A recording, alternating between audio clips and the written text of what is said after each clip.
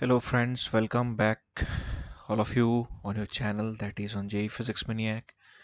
So in today's lecture we are going to discuss the potential for some continuously distributed charge bodies like line charge distribution, surface charge distribution as well as volume charge distribution. So without wasting much time, let's proceed. So here in this case you can see that there is a line charge of finite length L and it has positive charge distribution all along it, which is uniform of charge per unit length lambda. We are supposed to calculate the potential at a point P which is along the length of this particular rod. Now for that what we have to do what we are doing over here, from the left end of the rod at a distance of x we are taking a small element, that is dx, and we are considering that it is containing a charge of dq. So dq is the charge contained in the element dx, right? So because of this dq charge there will be a potential at this point P. So considering this dq is behaving like a point charge, the distance of the point P from dq is, if this length is L and from this end to point P is A and from left to the element is X, so simple geometry proceeds and it tells that the distance from dq to point P will become capital L plus A minus X, right? Because from left to this extreme is L plus A slash this distance, so you will get the distance from dq to point P. Now I'm just simply applying the formula. There is a potential due to a point charge at a distance away from it, which is k dq by r. Here small r is L plus A minus X. Now this dq I can replace as lambda into dx, charge per unit length into this length, right? Then if I integrate the result of this for the entire rod, I will get the potential due to this entire rod at point P. So now we are integrating. You see that the integrand factor is dx. So dx is taken over the length of the rod. So the integration will be from 0 to capital L, and the result becomes Vp is equal to lambda by 4 pi epsilon naught log of L plus A by A. It's a very important result, simple thing. You have to remember that for problem solving, because in the exam hall we will not have much time to derive the result and to apply on the question because time is lesser. So for greater efficiency you are supposed to remember this result, and for me the only way to remember a result is through multiple practice of derivation, which I mentioned earlier also. Next, so here in this particular case I am taking a slight different situation. I am taking the same rod of linear charge density lambda, but I am taking a point which is perpendicular to it. So this point P is at a perpendicular distance r away from the rod, and not only that, I have taken this white line not symmetrically, it is asymmetrically. That means the length below this white line is small a, length above this white line is small b, and a plus b is obviously the length of the rod. No issue. So now what I am doing, from this midpoint at a distance x I am taking this element of elemental length dx, and dq is here. So from this dq, this point P is at distance root under of r square plus x square away. I am applying the Pythagorean triplet. This is r, this is x, so this is root under of r square plus x square. Alright, fine. So again, considering this element as a point charge, dvp is equal to k dq by root under of r square plus x square, which is this distance simply. Now I am taking dq as lambda dx. So again it's an integration. Now you see I am taking below this, so this is taken to be negative and this is taken to be positive. That's why the integral limit I am taking, lower limit is from minus a to upper limit is to plus b. So bp is equal to lambda by 4 pi epsilon naught integration of minus a to plus b lambda dx by root under of r square plus x square. Now this is an integration you have to follow. I did not do the calculation, leaving up to you. I hope you are sophisticated enough to calculate this integration, and the result I am writing here directly. So Vp is equal to lambda by 4 pi epsilon naught small b plus root under of b square plus x square divided by minus a plus root under of a square plus x square.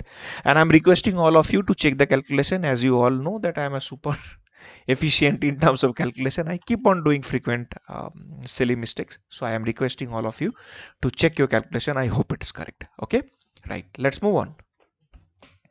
So next we are coming to the case that is for a uniformly charged ring. I have taken this ring over here, and along the axis at a point P I am trying to calculate the potential, for which again along the periphery of the ring I have taken an element dq, and this is the distance, that is root under of x square plus a square, as you are seeing here in the diagram.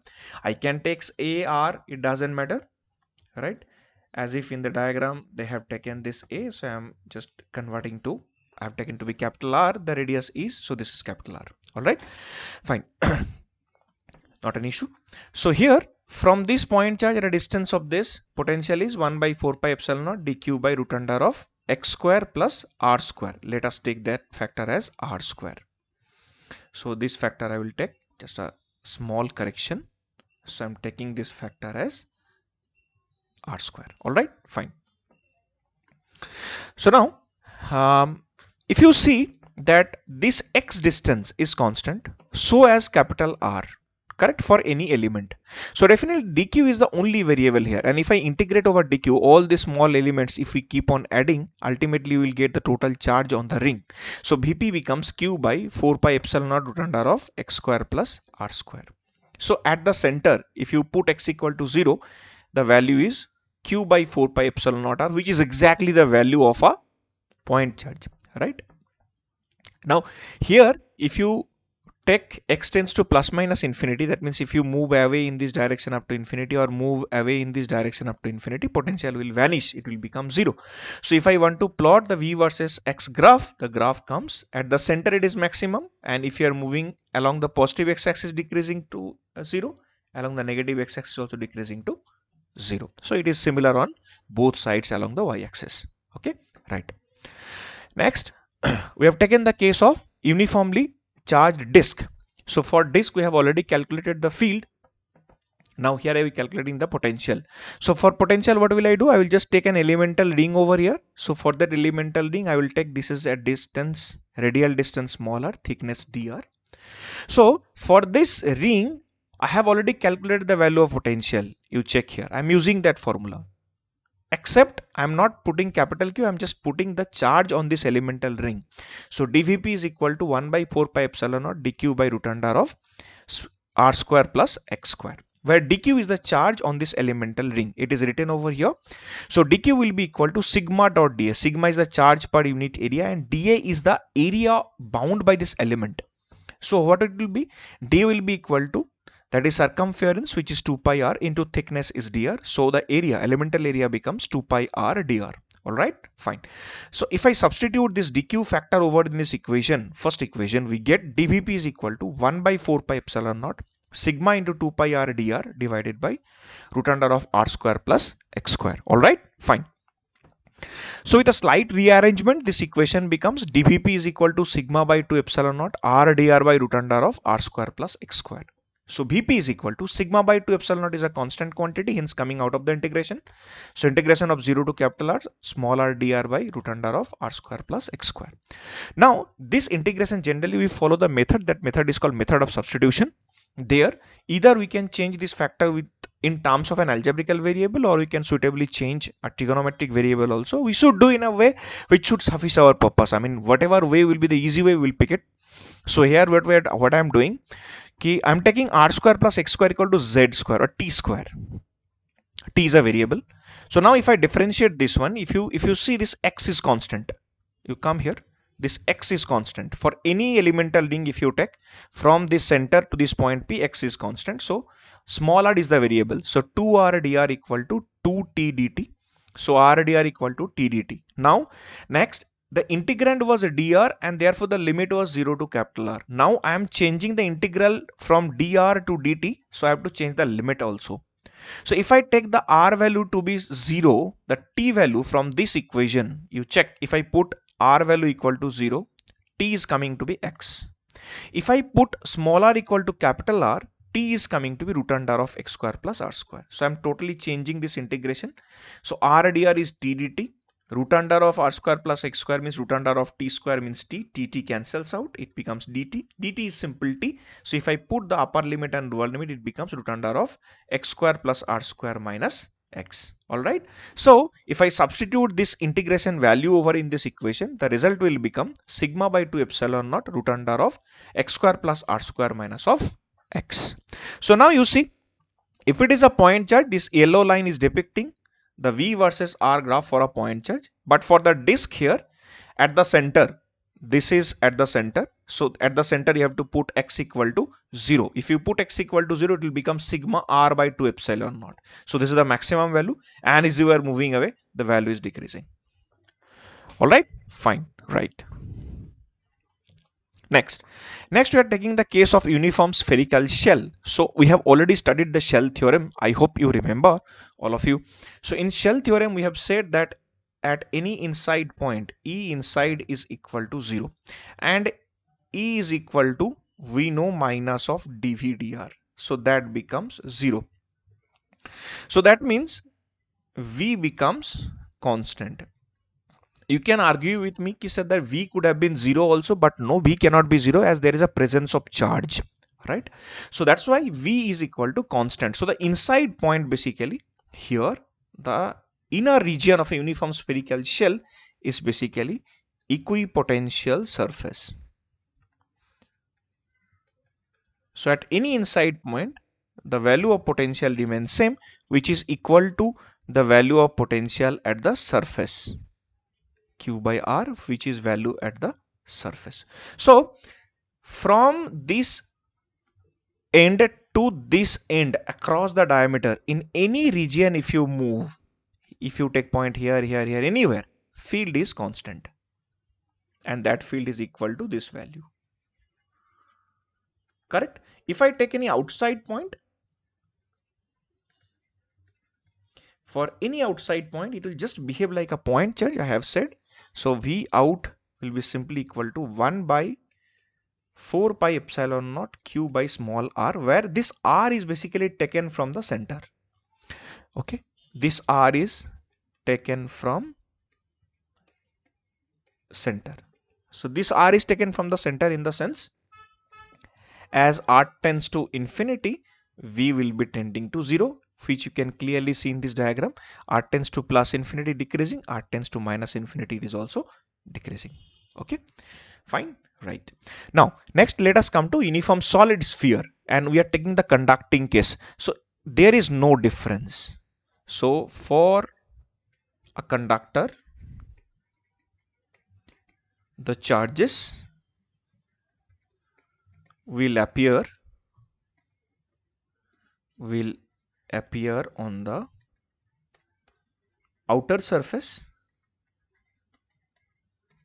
So since the charges appear on the outer surface, then Q inside will become 0. So basically this will behave like a shell. So this will behave like a shell. So if it is behaving like a shell, then the nature of a graph remains same, as you can check here. So from the center to the surface, it is constant, and thereby after it is decreasing, as it happens for a point charge. All right. So I hope this is clear. Let's move on.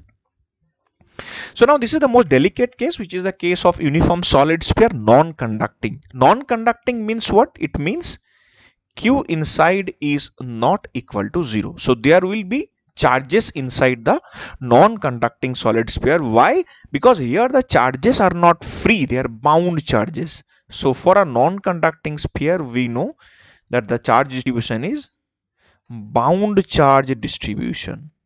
That is very important to know, and we got to know bound charge distribution.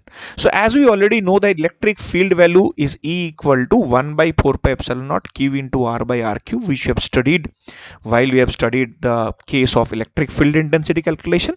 So from there, we are directly applying the formula. We know already E is equal to minus of dV dr. So from there, dV is equal to minus E dot dr, and thereby you are putting the value. Then while putting the limit, lower limit and upper limit, I have to take in such a way so that I am getting one known value, and this value is known to us. So potential at the surface is known to us because we can apply shell theorem there. So it will be simply kq by capital R. So this is equal to minus q by 4 pi epsilon naught capital R cube integration of capital R. Since it is Vs to V inside, so Vs is when it is at the surface, and small r value at the surface is capital R. So that's why this limit is from capital R to small r, r dr. All right. So next, I'm just doing the calculation. V in minus Vs is equal to absorbing the minus sign. If I absorb the minus sign over here, then the limit will be interchange. It will be small r to capital R. Exactly, I have done that.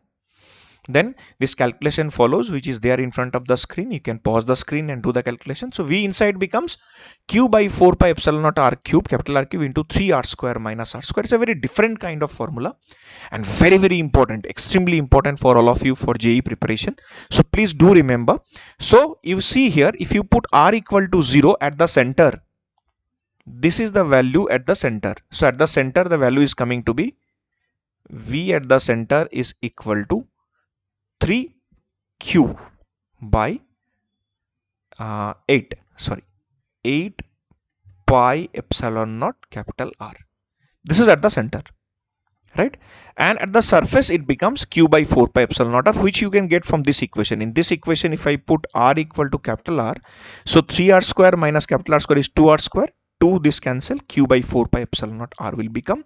And as you are going outside, suppose if it is the non-conducting solid sphere, the moment you are an outside point, this is smaller, this entire sphere will behave like a point charge and the charge will be concentrated at the center.